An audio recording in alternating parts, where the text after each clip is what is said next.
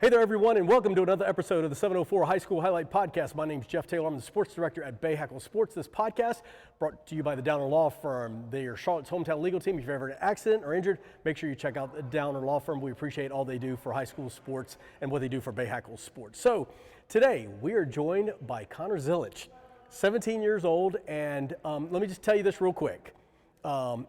He spent a weekend at Daytona, running the 24 Hours of Daytona. It's sponsored by Rolex, right? Yeah, it's Rolex. So, and we were talking before the podcast even got started. You don't attend high school, so you attend online. So talk to me a little bit about that real quick. How is it strange, like kind of doing high school online? Yeah, it's definitely different than your normal 17-year-old kid. When I was, I think in 8th grade, I had to make the switch. I was traveling to Europe and racing karts and racing every weekend pretty much, and it was just getting tough on me. Still going to a public school. I used to go to Weddington Middle School. Okay. But yeah, it's definitely different than your normal kid, but it's what I have to do to pursue my dreams and do what I love. So it definitely isn't normal, but I enjoy it, and it's worked for me. So talk to me a little bit about growing up. When did you start racing? Kind of what got you into it? Do you remember what was the first thing you got behind the wheel of?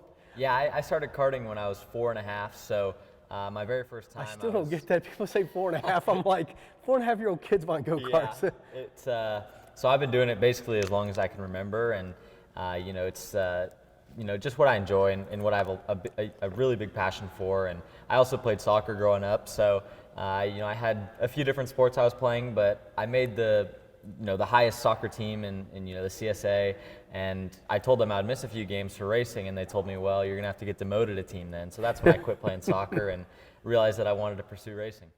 So we'll get to the Daytona and everything that's going to happen this year in a little bit, but talk to me a little bit about family in terms of for you to get to where you are. There's got to be support of the family. Yeah, my parents, they're my biggest supporters, and they've been behind me since I very first started, and without them, none of this would be possible. So, they supported me when I went to Europe. My parents couldn't really come with me the whole time, so I would go with, my mechanic and my coach, and, I never really had my parents there with me, but they were always supporting me from home, waking up in the middle of the night to watch my races because of the time change. So, yeah, it was definitely a lot different than most kids growing up, and being away from my family for so long and still having their support as I was growing up was really important to me. So yeah, it's been a journey for sure, but I wouldn't be anywhere without my parents, and my brothers are super supportive of me as well. I have 2 older brothers, so they support me, and they're behind me as well. So it means a lot to have them. So when you went over to Europe, what were you racing there? Yeah, I was running. And what age? I was running go-karts in Europe, and okay. I spent probably 10 to 12 months of my life there between the ages of 11 and 14. I was there for a lot of the summers and spent a lot of time there. The racing over there is a lot more competitive in the karting ranks than it is here, just because racing as a whole with F1 and everything that they have in Europe is much bigger. So it's definitely a lot different atmosphere. And for me, growing up and speaking English and then going to Italy and having a language barrier and spending a lot of time there, I honestly started to learn how to listen and understand Italian, but I could never speak it. So it was a really good experience for me. It matured me a lot, and has made me and kind of molded me into the person I am today. So I'm very grateful for the time that I was able to spend overseas. So I grew up and drove a couple go-karts, but not like that.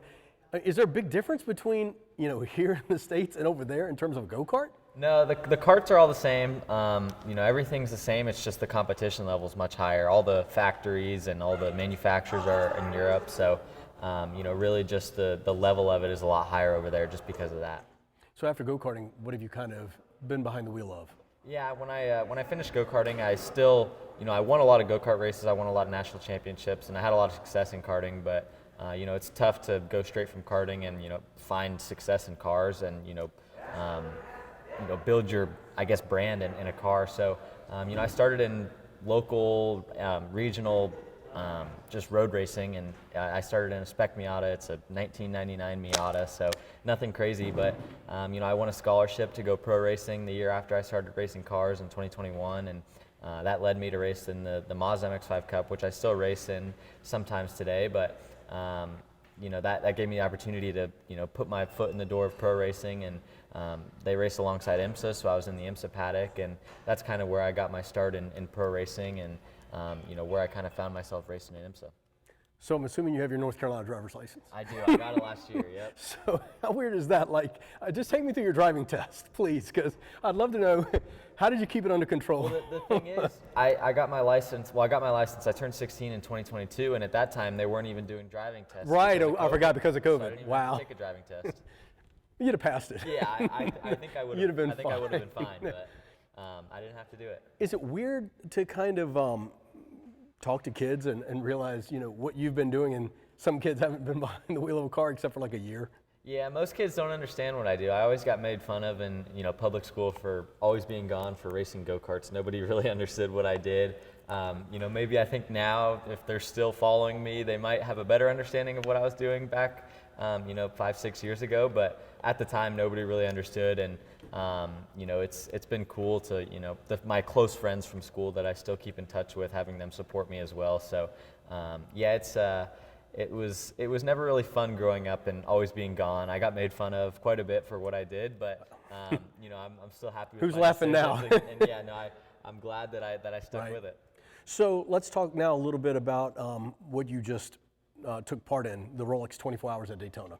How did that even come about in terms of, how were you noticed? How were you approached? Kind of just take me through that process. Yeah, so my team owner in the MX5 Cup, the series I was just talking about, is friends with the team owner of the team that I race for, and there was a connection there. And they basically did a 4-driver shootout for this one seat for the 24. They needed a 4th driver. There's 4 drivers for the 24 Hours of Daytona, and they had 3 already sorted, but they needed 1 more. So we went to Daytona in December and did this test. There was me and 3 other drivers, and they had all, one raced in F2 in Europe, 1 raced in Super Formula in Japan, and 1 raced in the Indy Next Series in America, which is just below IndyCar. So guys that had a lot of experience in open wheel cars with a lot of downforce, and I came from racing stock cars and things that are much different. So Right. Low expectations, but I went to the test and I did really well, and I ended up getting the seat. So that's kind of where it all stemmed from, and I showed up at the Roar, which is the weekend before the 24 Hours of Daytona, where we do testing and practice. So I showed up there with about 40 laps in the car and not a lot of experience, but thankfully the team I was with, Aero Motorsports, they did a really good job getting me up to speed and made it a lot easier on me. So what was the car? It was an LMP2 car. It's a prototype. It's a Le Mans prototype. It's the second fastest class that runs at the Daytona 24. So the only cars that are faster are the hypercars, which are the big manufacturers. They all make these prototypes that are ridiculously fast, but being out there and sharing the track with them is really cool. So folks out there and kids especially may not know how it all works. They see, they watch the NASCAR race on Sunday or whatever. Yeah. Can you walk people through just what that event is, how it works? Yeah, so it's a 24-hour race, and you have 4 drivers that rotate throughout the car. You do about an hour and a half each time you get in the car, and then when you come in for fuel and tires, you come in and you also switch the driver. So you get out of the car and someone else gets in, and you have to do it really quickly because it's a race. So you got to get out of the car quickly, and the next guy's got to get in quickly. So you do that for 24 hours, and then whoever has done the most laps and crosses the line first wins the race. So it's a really cool event. It's prestigious, and if you win, you get I got ready to say, my boy here has a Rolex. Yeah, not a bad. I got it on So y'all Sunday. won. What's that? You won your division, your class? We Okay. did win the class. Got so it. only the winners, each driver of the winning team gets a Rolex. So they sponsor the event, and it's a That's pretty fantastic. remarkable trophy. So, No, yeah, absolutely. to have it at 17, I was the second youngest to ever win the race. So Really? yeah, Wow. it's a pretty cool moment for me. So talk to me a little bit about, did you start the race for your team, or when did you jump in? So the team, the class that I'm in, there's different driver categories, and technically I'm considered an amateur. It's a lot of drama, really, Right. is how the driver categorization works. But I'm an amateur, and the other amateur on the team had to start the race. He Okay. qualified the car and started the race. And then I did about 6 hours and 15 minutes throughout the race, so I did just over a quarter of the race. But yeah, I mean, it was, I got in, my stints started at the race started at 1:40 p.m. I got in the car at sunset, so around 6 p.m. Wow. And then I did about 2 hours there, and then I got in the car at 1 a.m. or Wow. just past 1 a.m. and I did an hour and a half there, and then I got in the car at 6 a.m. and then 10 a.m. So it was a long event, and I was definitely exhausted. I didn't get much sleep. I was going to wonder, did you take a power nap? Just over an hour of sleep. So not a lot of sleep, but adrenaline kept me going. So you get in the car for the first time in terms of the race itself. And here you are, at Daytona, the world center of speed, or what's going through your mind the first time you get in the car? I mean, yeah, it was a nervous, leading up to it, getting, obviously the other driver in the car has to come in and pass along the car to you, but, sitting there with my helmet on waiting was really nervous, but for most drivers, as soon as you get in the car, all the nervousness goes away. So pretty much as soon as I got in the car, I felt basically at home and was comfortable again. So, but leading up to it, I was really nervous. It was a big moment for me, and this is kind of what I dreamed of growing up, wanting to race in these kinds of events. So really cool to be there and experience that for the first time. So let me ask you one more quick question about growing up, and I say growing up, he's 17. Yeah. In that young span of life, was there a particular moment, whether it was karting or something, that you just kind of had your aha moment? Do you know what I'm getting at? Like, Yeah. It's a hobby, but then it goes beyond a hobby. Was there Yeah. kind of that aha moment, or that moment going, okay, I can do this and I know I can be successful at it? Yeah, it was in 2017. I was running go-karting, and I got the chance to race at a world championship in Italy, and this was probably the biggest race that you can win in karting, and it was my first time going to Europe, and honestly going there, I had the expectations. 34 of the 160 karts that were in the race make the final event, the A feature. So just making the A main was going to be an accomplishment for me, and I showed up and ended up winning the whole event and became a world champion at I think I was 11 years old at the time. So that was kind of the moment for me where I realized that this is what I wanted to do for the rest of my life, and the career I wanted to pursue. So let's talk a little bit about 2024 and what you can talk about in terms of what you got on tap. Yeah, so this year I just signed a development deal with Trackhouse Racing, and I'm looking forward to running a bunch of NASCAR races. I have some truck races in my future, some Xfinity races, a bunch of ARCA races, just stuff that's going to get me prepared for when I'm ready to make the jump to a full-time Xfinity or Truck Series ride in the future. Hopefully down the road I'll be able to get an opportunity to do that, but it's just getting me prepared for the future. I obviously have a long career ahead of me, hopefully, and have a lot of time to, make it to the top. So just want to do everything I can to get prepared for the moment that I am able to get into one of the higher series. So this year's all about learning and figuring things out. Obviously, I grew up racing go-karts, which is not normal for a NASCAR driver. So I got a lot to learn, and a bunch of learning ahead of me, but I'm really looking forward to it. So go-karting, and then you run the car that you did at Daytona. Now you're jumping into trucks or the Xfinity Series. And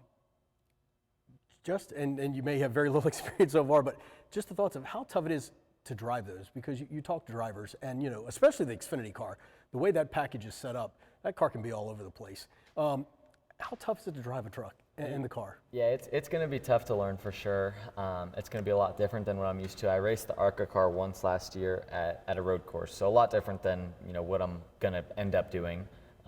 But yeah, like I said, I've got a lot to learn, and the most that I've done is simulator. So I gotta say, yeah. We have a Have you jumped on an that Xbox or PS5? We have a big simulator at the GM Tech Center that we all the drivers use and utilize to learn and build setups, and there's a lot of different things we can do on those simulators. So that's the extent of what I have right now, because you're not allowed to test the cars before you race them. So, I still little have learning curve. a lot to find out, and it's going to be kind of figured out as it goes. But I'm excited for the challenge.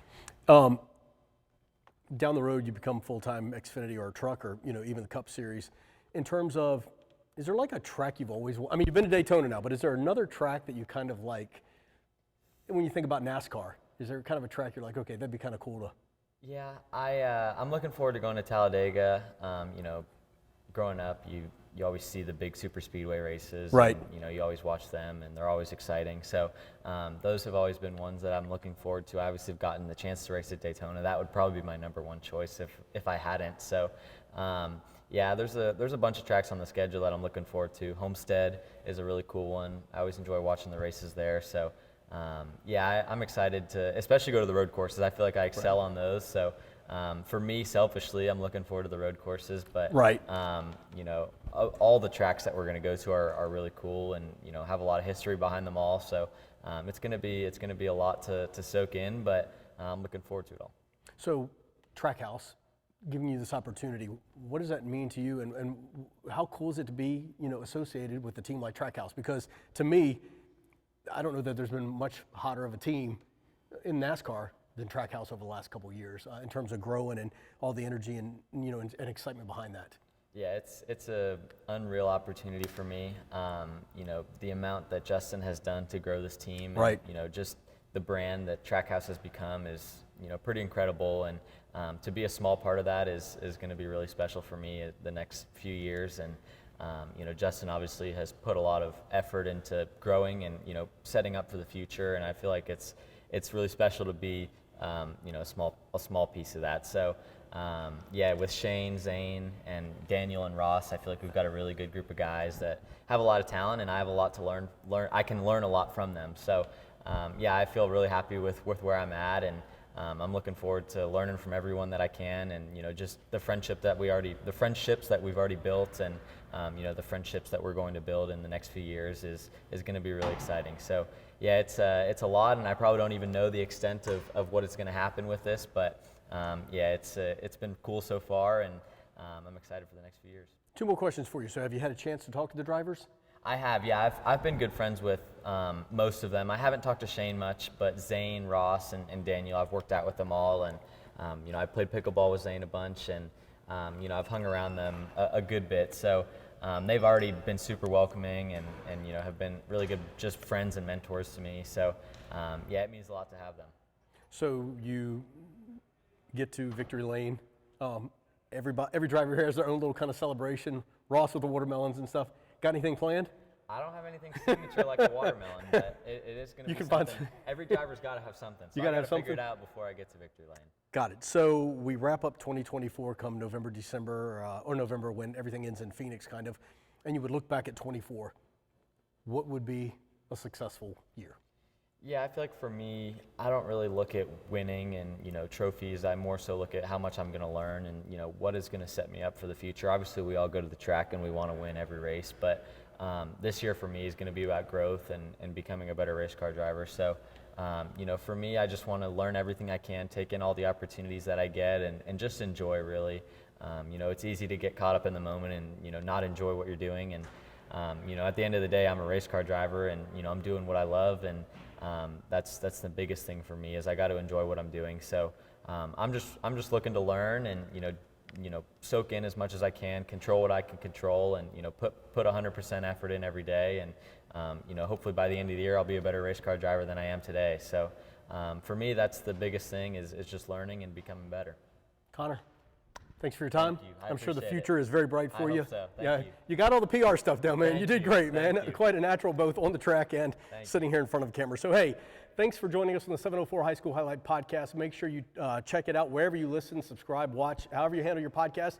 And if you find it, make sure you like, comment, subscribe. We'd love to hear from you. And until next time, have a great week.